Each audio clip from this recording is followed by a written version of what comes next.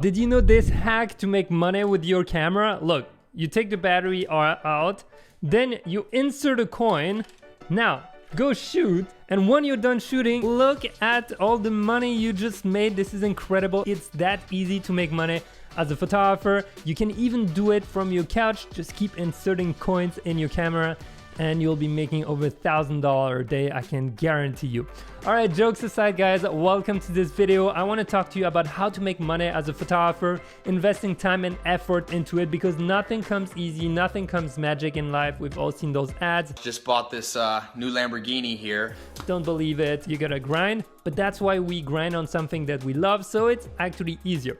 So 5 techniques for you to make money, and make sure you watch until the end for the bonus that will reveal how to sell your art even if you have zero audience, no one knows you. This is a technique that came from another photographer, very well established, and it works, so don't miss it. So let's get started. And if you don't know me, my name is Pierre T. Lambert. I'm a travel adventure photographer and the creator of the 30-day adventure to great photos, a method that has helped over 2,500 students around the world to become better photographers. Many of them actually became professionals, and this is actually how I validated some of those methods, because some of them use them exclusively to make money. Personally, I also went from pure amateur to shooting portraits, making money, shooting weddings, and then getting into also B2B, and then became a travel photographer, and then social media, YouTube also took a big chunk into my life. So those 5 methods are very wide ranging for all types of personality. So while we get started, let's thank our sponsor of the day, wirestock.io, whose solution I'll explore in just a few minutes. So method number 1 to making money as a photographer with your camera is to print your beautiful images. What does it mean to print them? Not to print them to keep, but print them to sell. The pros of becoming an artist photographer who sells his art printed is that you can do things that are truly dear to your heart. You can work on personal projects and use that signature as an artist to actually catapult you in front of people, have collectors who want what you create, the messages that you vehicle, and all that. Now, one of the biggest cons of doing so is that you don't have a specific structure to follow. It's hard to know when you start a project if you'll be able to sell the images or not, if they're gonna resonate with people. You have to become a brand, a name that everyone can recognize. You need to have a signature that if I present you 100 photos, you'll be able to pick exactly which ones are from me, which ones are from another photographer. And if you're incapable of doing that, or understanding the stories behind images or the themes of the images, I think it will be very hard for any collector to be interested in your work. Building yourself as an artist, being established, being known in your community is a lot of work, but it's one of the aspirations we all have as photographers. Taking photos we love and having people wanting to buy them, right? When you're printing, don't go cheap. Use the best paper. It's gonna last the longest. And remember, your buyer is gonna be the most impressed when you deliver something of high quality. Now, if no one knows you, but you still want to sell your prints, at the end of this video, I will give you techniques that works, came from another photographer. It's pretty awesome, and I think you will love it. Now, if you're living in the 21st century like me, and you want to take a modern spin on being an artist photographer, you can try method number 2, which is selling photography NFTs. Okay, what are NFTs? They're non-fungible tokens. They allow you to create digital assets with a limited supply and also a traceability, meaning just like in the real world where you would have only 5 of those prints available in that size, you can actually set that also in the digital world, and people will collect it, see in the metaverse, see it in virtual galleries, and start collecting. And there's a real movement. If you think it's a scam, I highly encourage you to dig a little deeper into it. I have a separate video talking about the whole space. I personally had 2 collections, the first one that sold a few pieces and the second one that's still open, and I'm super excited. I'm sharing art that I love and I'm leaving it open for those who want to collect. It's the one I did in the Marquesas, and it's linked to the docu-series that I did while I was shooting there. So how do you get started? What are the pros? What are the cons in that NFT space? Well, the pros is that you can do everything digitally, right? You don't need to print, you don't need to deal with physical things. You can actually sell your art and it can be resold, meaning you can get a profit even after your first sale, which is kind of mind-blowing if you think about it. There is no problems of shipping or anything. Now, the cons is that there's a lot of people in that space. It's hard to have your voice heard, and it requires as much time and effort as for finding buyers for prints. but this time digital. The collectors are people involved in that space, and you find them mainly on Twitter. And another side is in Discord channels, and your role is going to be sharing your story as much as possible, sharing your art. It's always the key to succeeding in those spaces as an artist. It is your story. Your story is everything. It is your identity. They want to know who you are, why you created this, and what this art means. A great example of someone who sold millions in the space of NFT photography is Isaac Wright, aka @Drifter Shoots, who was arrested for rooftoping a few years ago. That made a little splash in the photography community. He went to jail, came out of it, and then started resharing his art, and it helped him pay his lawyer fees, debt, and all that. And honestly, his story is really strong, and he's been using it in a very wise way. That's how he got his name out. So don't dismiss how important your story is versus just the visuals that you're sharing. Now let's talk about 3 methods that are completely different, that don't require you to be an artist or trying to find an audience of collectioners. So method number 3, grab your camera, get out there, take even your phone and start shooting stock photography and even stock videos. What does it mean? It means taking photos and making them available for other people to license them. And for that, we're so lucky because there's a lot of platforms that are actually selling stock photography, which means you don't have to do the heavy lifting of finding buyers. The platforms do that for you.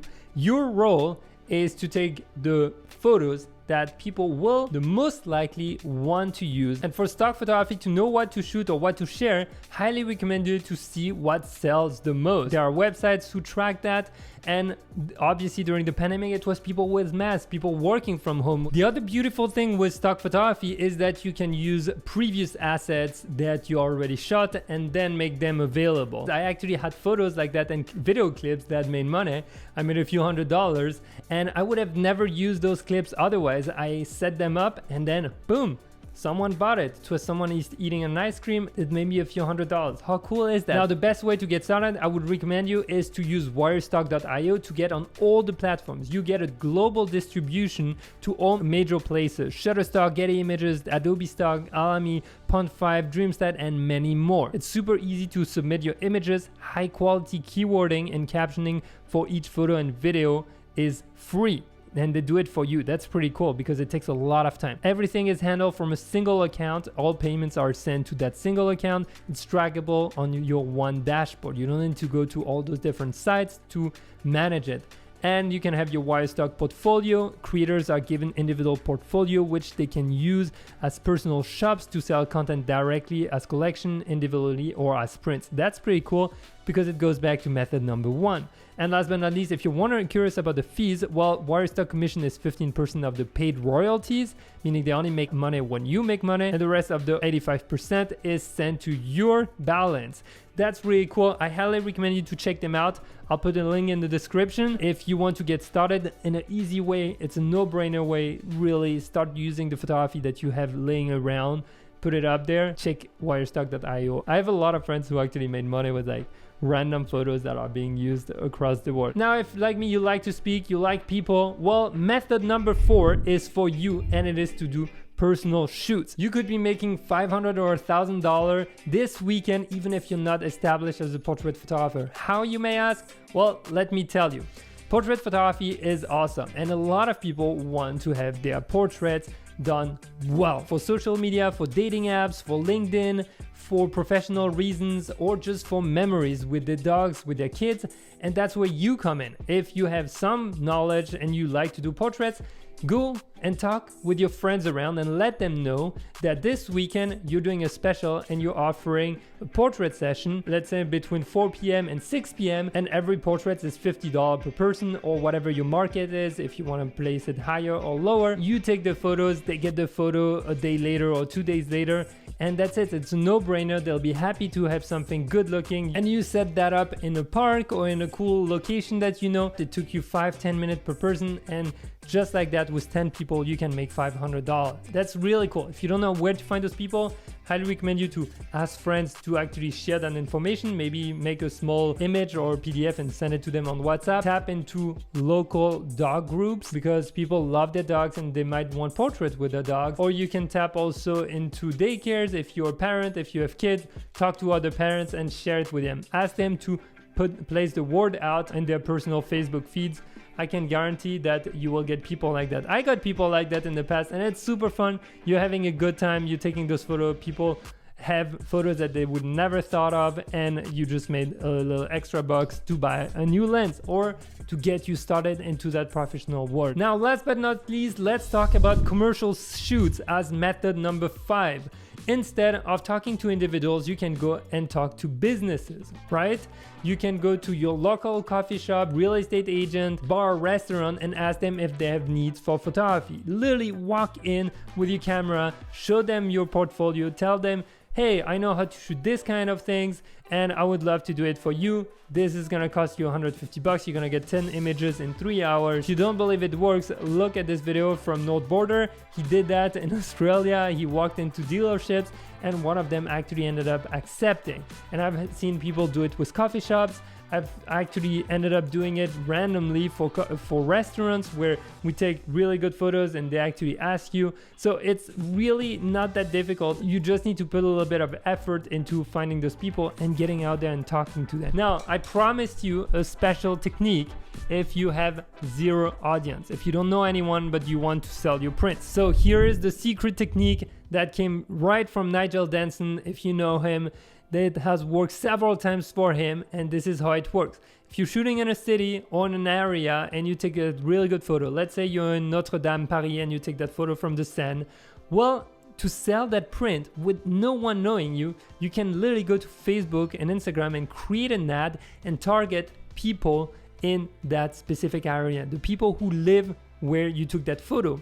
You create the ad and you write special limited edition of that print, get a print for your home before they run out, and that's it. Nigel sold several dozen copies of those prints, and I can tell you, if you're selling them $250, $350 per images, it adds up very quickly. Obviously, it depends on the cost of your print. For me, a little rule of thumb is keeping the cost of printing actually being 30% max of the price I'm gonna be selling an image, because there's so much more work that's involved that's obviously not considering the cost of that image. Wow, there's a lot to digest. If any of those methods work for you, let me know in the comments. But remember, the first step is getting your skills to the next level. This is why I built the 30-day adventure to great photos. It is designed to unlock your inner photographer in order to get to that professional world if so you desire. Now get out there, go shoot, try something different, try something new. Thank you so much for being here. I love you all. I'll see you in the next one.